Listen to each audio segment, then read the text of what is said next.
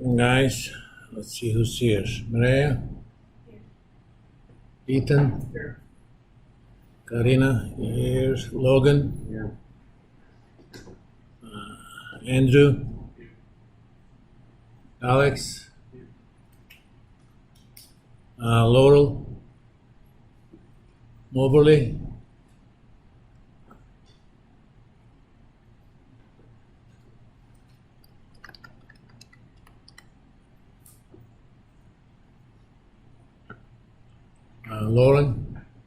Lauren Moore,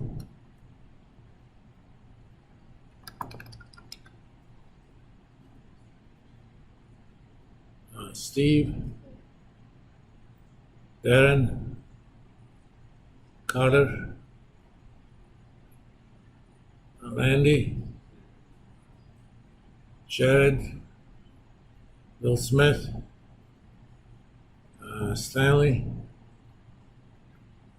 and Clayton. Okay. I'm a little bit spaced out. Otherwise, I know where you guys sit. It's kind of quite sick Thursday and Friday. And I got my vaccines yesterday.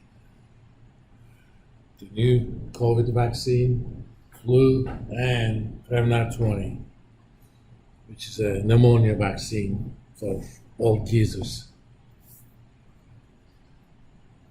I even wanted to get my shingles at the same time, but they said no, 3 at a time. All right. Since I was sick, I couldn't work on getting you guys a homework assignment. I'll get that thing done tomorrow morning. It'll be basically based on bonds, duration, and that sort of stuff. Today we're going to start talking about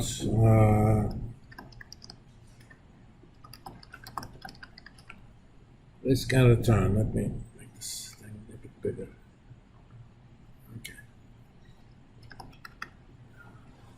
Namely, first we're going to talk about some measures of risk and return, or summary measures for risk and return.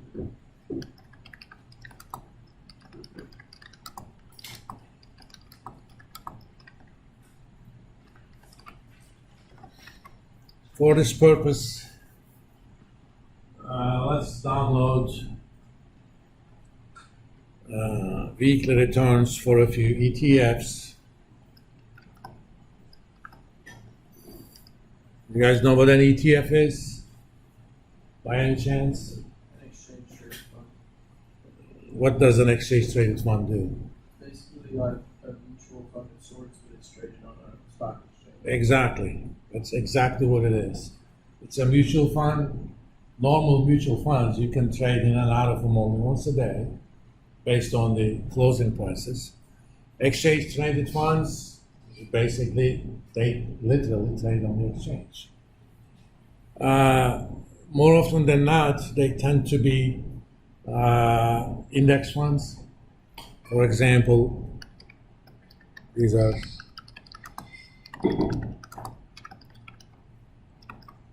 example SPY. It's an ETF for S&P 500 index fund. Index, period. Fund companies do have their own index funds as well. But, it's 9:45, you see that the bad news coming, you want to get out. With a normal mutual fund, you're going to have to wait what happens until the end of the day.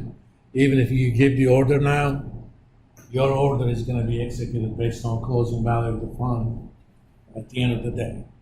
But if I have SPY, it's not any different from a stock. All I have to do is go to my Robinhood, give an order, I'm out. Or I'm in, depending upon that's what I want to do.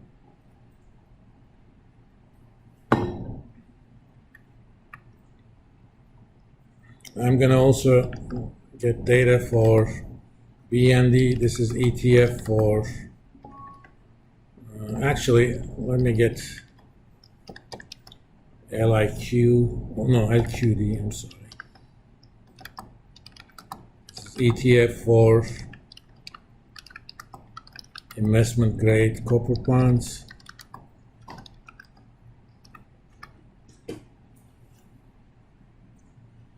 Let's also get GLD. This is ETF for gold. I mean, these things are never one to more. But it tries to mimic performance of owning gold outright. There's pretty much an ETF for anything you can think of. Just for the hell of it, let's also put in some foreign ETFs. Let me see. I think EFA. This is an ETF for non-US developed markets, such as Germany, United Kingdom, France, Italy, Japan, so on and so forth. If you go up, look up the definitions, you can actually see what kind of holdings they have. Let me actually see from Robinhood. It's a lot easier to see it from there.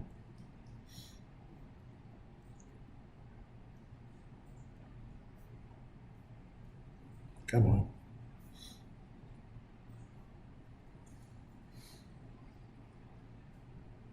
I don't know why this thing is so slow.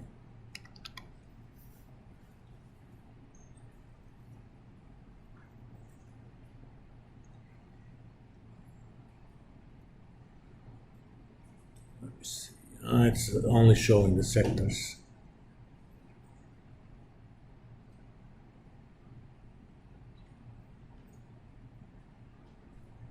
These are based on the developed market securities based on Europe, Australia, and Far East. It excludes US and Canada and small caps. You can see some of the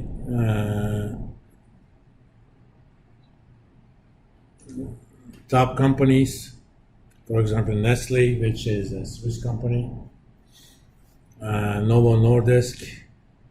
I don't know what this company is.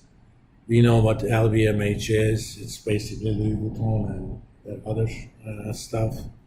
Shell, Novartis, AstraZeneca, Roche, Toyota, blah, blah. They get about $48 billion in assets.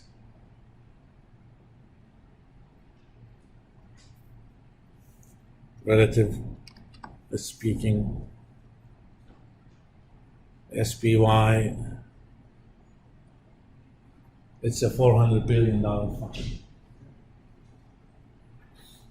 So if you actually wanted to trade just US, you don't particularly want to pick a stock.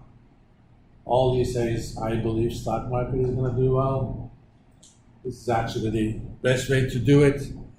One of the reasons is that expense ratios are so low. Let me see.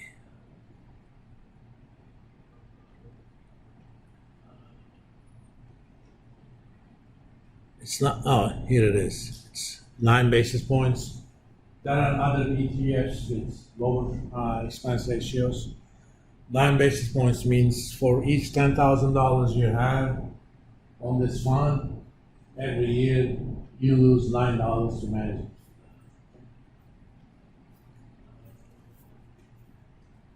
I think Vanguard has a total US market fund. This is the entire market. It's value weighted. That means smaller companies have smaller portfolio weights. This is about 300 billion, and expense ratio is only 3 basis points. So it's 1/3 of the S&P 500.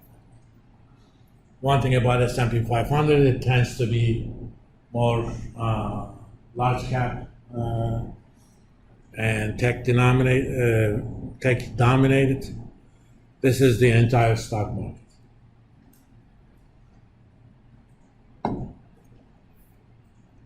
For my own 401k, This is the fund that I'm using to represent the entire US, but I also have stuff on small caps, mid caps, and international and stuff. But ETFs are nice little tools. But that also means you can get return data on them that represents actually the realized return on making these investments.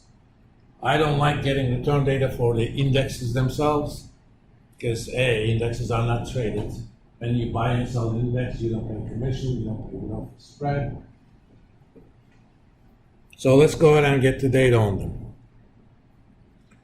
Even though we can get them from many sources, the one that I consistently use is financeyahoo.com.